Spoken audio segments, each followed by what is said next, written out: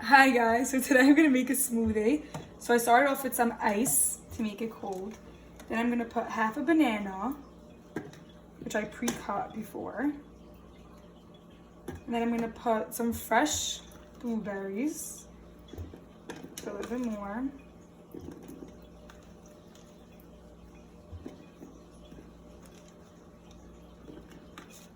Then I'm gonna put some Enjoy Life chocolate chips.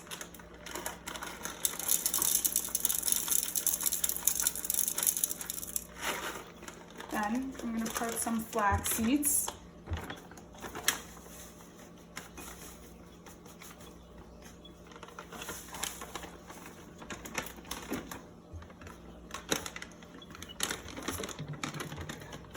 I'm gonna add some almond milk.